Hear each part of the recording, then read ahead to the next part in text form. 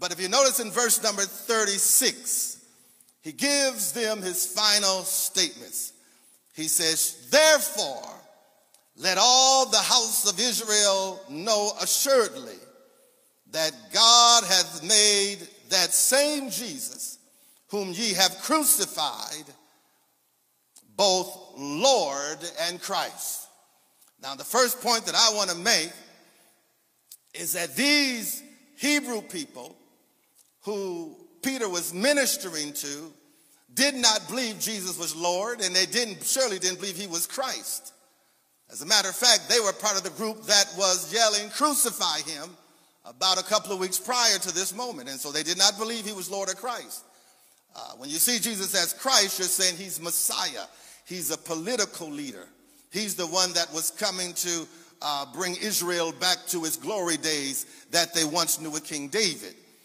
And they were looking for a Messiah to come. And when he came, they didn't believe or see that he was Messiah. So they rejected the very thing that their souls longed for.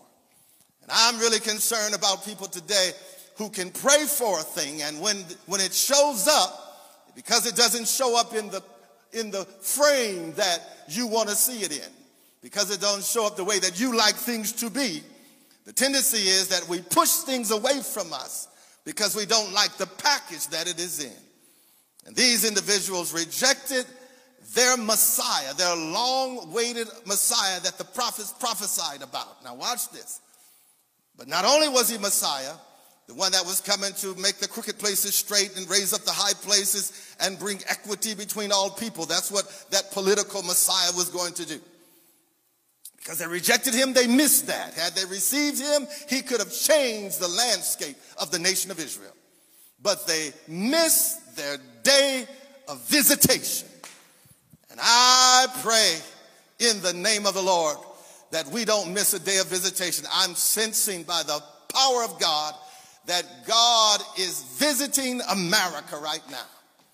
God is visiting our world. He's visiting this generation.